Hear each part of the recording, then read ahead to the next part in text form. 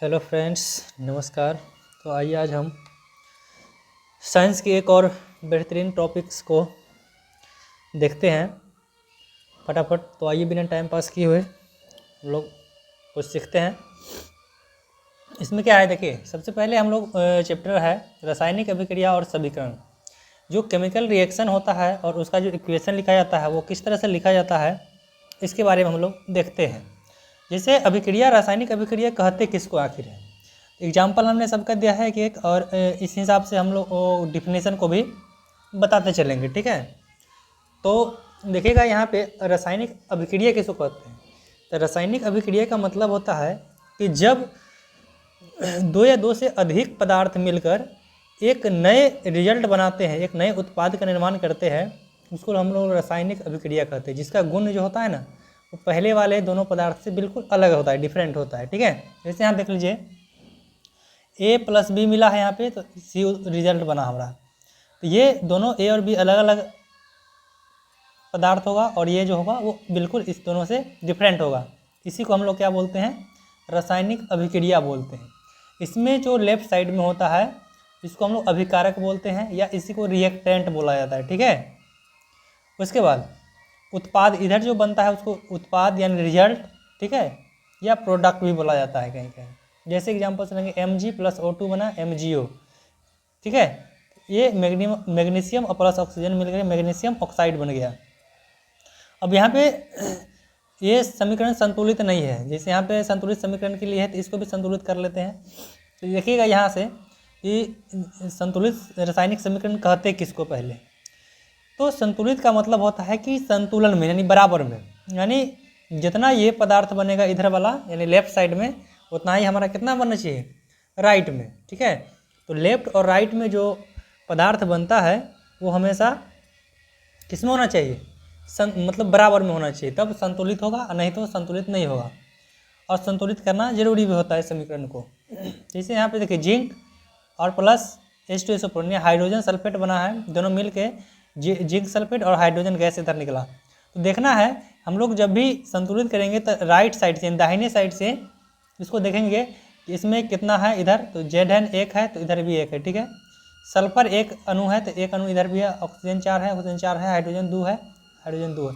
यानी ये पूर्ण रूप से कम्प्लीटली क्या है, संतुलित है, बैलेंस है, ठीक है। लेकिन ये जो ऊपर वाला समीकरण है ये बैलेंस नहीं है। क्यों, देखिएगा इधर Mg यानी मैग्नीशियम कितना, एक अणु है, इधर मैग्नीशियम 1 है, और ऑक्सीजन इधर 2 है, सॉरी 1 है लेकिन इधर 2 है। इसको संतुलित करने के लिए यहाँ 2 लगाएंगे, ठीक है। तो यहाँ 2 लगाने का मतलब है कि दोनों में हो गया, यानी Mg का भी 2 हो गया और संख्या, और ऑक्सीजन का भी संख्या 2 हो गया। तो इसको देखिए इधर अब देखने, जब 2 2 हो गया तो इधर 2 है, इधर 1 ही है, तो यहाँ भी क्या लगा देंगे 2। अब ये क्या हो गया, संतुलित हो गया। इस तरह से संतुलित करने के लिए भी एग्जाम में क्वेश्चन आता है, इस पर ध्यान दीजिएगा, ठीक है। उसके बाद देखिएगा संतुलित रासायनिक समीकरण क्या होता है, तो बता दिए। जैसे इसको देखिए, इस क्वेश्चन में संतुलित करना है तो क्या होगा, Fe यानी फेरस यानी लोहा जो है कितना है, 3 अणु है, यहाँ 1 है, तो यहाँ कितना देंगे, 3 देना पड़ेगा। ऑक्सीजन इधर 4 है, इधर कितना है, 1 है, तो 4 पुराने के लिए क्या करेंगे, यहाँ 4 दे देंगे, ऑक्सीजन 4 हो जाएगा। लेकिन हाइड्रोजन कितना हो जाएगा, इधर 2 और इधर की 4 दूना 8 हो गया, तो इसको 8 पुराना होगा ना, तो यहाँ बीच का कितना दे देंगे 4। तो अब ये संतुलित हो गया। इस तरह से लेफ्ट में और राइट में अणु और परमाणु की संख्या क्या होना चाहिए, आपस में बराबर होना चाहिए, तब जाकर के हम इसको बोलते हैं कि क्या है, संतुलित रासायनिक समीकरण है। इस तरह से इस क्वेश्चन को आप लोग खुद से देखिएगा करके क्या होता है। चलिए अगला देखते हैं हम लोग, संयोजन अभिक्रिया। संयोजन अभिक्रिया क्या होता है, तो संयोजन का मतलब होता है जुटना। क्या होता है, जुटना। जैसे कैल्शियम ऑक्साइड और मतलब जल H2O दोनों मिल करके कैल्शियम हाइड्रोक्साइड बनाया है, जुट गया है। मतलब जब छोटा छोटा जब 2 छोटे छोटे एकल उत्पाद मिल करके एक बड़े उत्पाद बनाते हैं, मतलब छोटा छोटा 2 यौगिक मिल करके एक बड़े यौगिक का निर्माण करते हैं, इसी को हम लोग संयोजन अभिक्रिया का। संयोजन का मतलब होता है जुटना, सब जुड़ जाएगा जितना भी होगा। तो इधर दोनों जो है अभिकारक जुट करके एक रिजल्ट बनाया है, तो इसको संयोजन अभिक्रिया कहेंगे, ठीक है। इसको डिफिनेशन मतलब एग्जाम्पल से डिफिनेशन भी लिख सकते हैं यहाँ से। उसके बाद देखें वियोजन अभिक्रिया। अब देखिए वियोजन अभिक्रिया क्या होता है, तो इसका जस्ट उल्टा ये होता है, संयोजन में जुटना और वियोजन में होता है टूटना। ठीक है, तो वियोजन मतलब टूटना। जैसे देखिए यहाँ पे फेरस सल्फेट FeSO4 था, इसको हीट दिए यानी गर्म किए हैं, उष्मा दिए हैं, तो ये किसमें टूटा है, फेरस ऑक्साइड Fe2O3 में और SO2 में और SO3 में। ये क्या है, संतुलित किया गया है, इसको पूर्ण रूप से संतुलित है।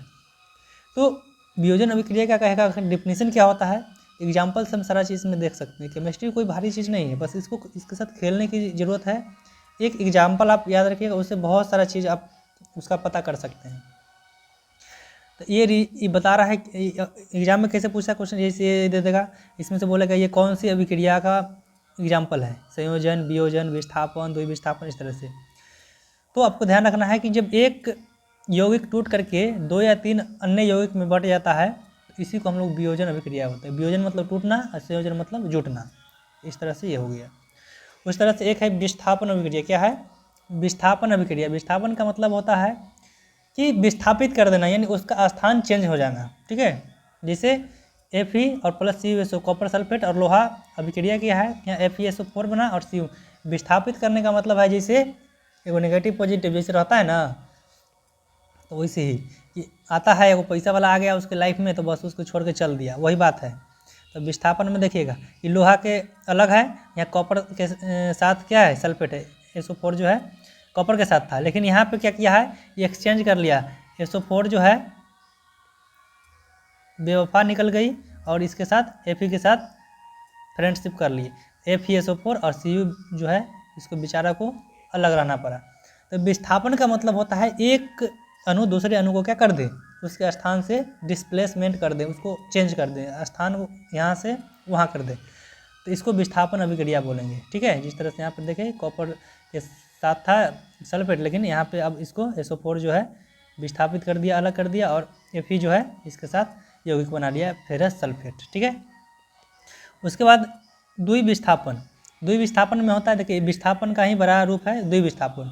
विस्थापन में एक सिंगल जो यौगिक है वो डिस्प्लेसमेंट होता है, या एलिमेंट कहिए, इसमें दोनों का डिस्प्लेसमेंट होता है, इसलिए इसका नाम द्विविस्थापन है। ठीक है, जैसे Na2SO4 और BaCl2, तो यहाँ पे क्या बनेगा, तो देखिए अदला बदली कर लेगा। मान लीजिए इसका बॉयफ्रेंड है तो गर्लफ्रेंड, इसका ये बॉयफ्रेंड ये गर्लफ्रेंड, इसमें जो दोनों क्या होगा, देखिए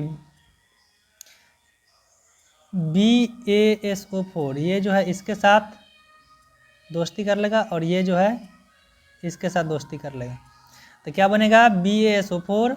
ठीक है, देखिए BaSO4 और NaCl, यहाँ पे इसको संतुलित कर दिया गया है।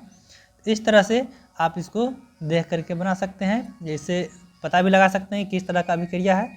तो द्विविस्थापन में क्या, इसका डिफिनीशन अगर लिखना हुआ तो वैसी रासायनिक अभिक्रिया जिसमें दोनों यौगिक आपस में अपना जो तत्व है उसका क्या करते हैं, आदान प्रदान कर लेते हैं एक दूसरे से, इसी को हम लोग क्या कहेंगे, द्विविस्थापन अभिक्रिया कहेंगे। ठीक है, इसे यहाँ पे हुआ।